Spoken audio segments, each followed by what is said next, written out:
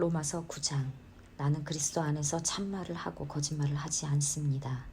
내 양심이 성령을 힘입어서 이것을 증언하여 줍니다. 나에게는 큰 슬픔이 있고 내 마음에는 끊임없는 고통이 있습니다.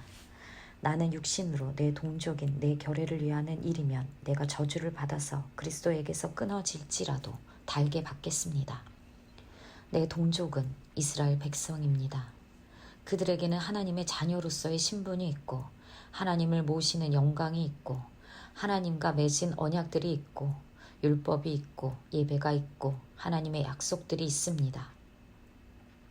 족장들은 그들의 조상이요 그리스도도 육신으로는 그들에게서 태어나셨습니다. 그는 만물 위에 계시며 영원토록 찬송을 받으실 하나님이십니다. 아멘. 그러나 하나님의 약속의 말씀이 패했다고는 할 수 없습니다.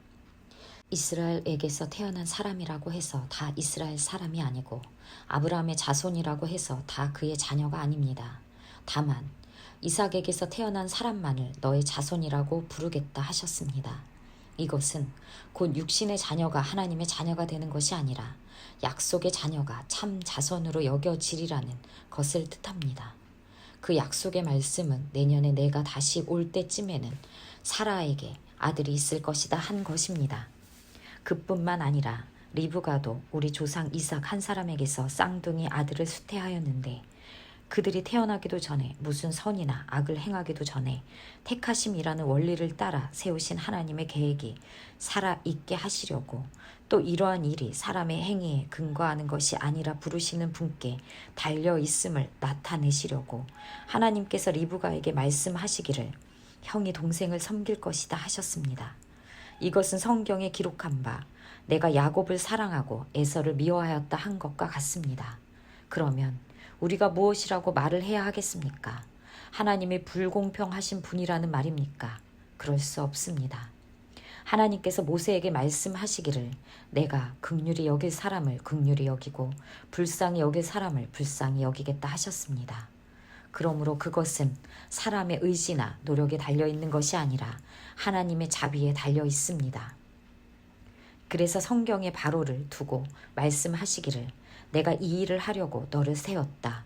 곧 너로 말미암아 내 능력을 나타내고 내 이름을 온 땅에 전파하게 하려는 것이다 하셨습니다. 그러므로 하나님께서는 긍휼히 여기시고자 하는 사람을 긍휼히 여기시고 완악하게 하시고자 하는 사람을 완악하게 하십니다. 그러면 그대는 내게 이렇게 말할 것입니다. 그렇다면 어찌하여 하나님께서는 사람을 책망하시는가? 누가 하나님의 뜻을 거역할 수 있다는 말인가? 오 사람아, 그대가 무엇이기에 하나님께 감히 말대답을 합니까? 만들어진 것이 만드신 분에게 어찌하여 나를 이렇게 만들었습니까? 하고 말할 수 있습니까? 토기장이에게 흙 한 덩이를 둘로 나누어서 하나는 귀한 데 쓸 그릇을 만들고 하나는 천한 데 쓸 그릇을 만들 권리가 있겠습니까? 하나님께서 하신 일도 마찬가지입니다.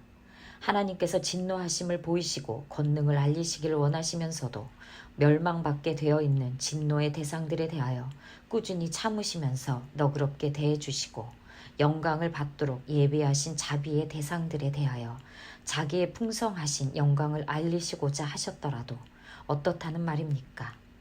하나님께서는 우리를 부르시되 유대 사람 가운데서만 아니라 이방 사람 가운데에서도 부르셨습니다. 그것은 하나님이 호세아의 글 속에서 하신 말씀과 같습니다. 나는 내 백성이 아닌 사람을 내 백성이라고 하겠다. 내가 사랑하지 않던 백성을 사랑하는 백성이라고 하겠다.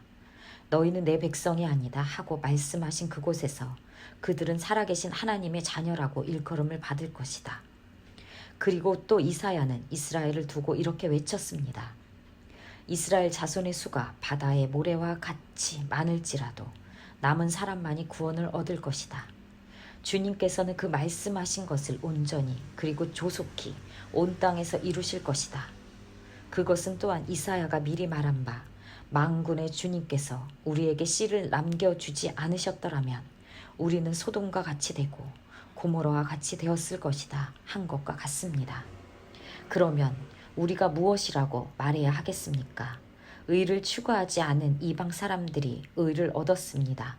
그것은 믿음에서 난 의입니다. 그런데 이스라엘은 의의 율법을 추구하였지만 그 율법에 이르지 못하였습니다. 어찌하여 그렇게 되었습니까? 그들은 믿음에 근거하여 의에 이르려고 한 것이 아니라 행위에 근거하여 의에 이르려고 했기 때문입니다. 그들은 걸림돌에 걸려 넘어진 것입니다. 그것은 성경에 기록한 바와 같습니다. 보아라, 내가 시온에 부딪히는 돌과 걸려 넘어지게 하는 바위를 둔다. 그러나 그를 믿는 사람은 부끄러움을 당하지 않을 것이다.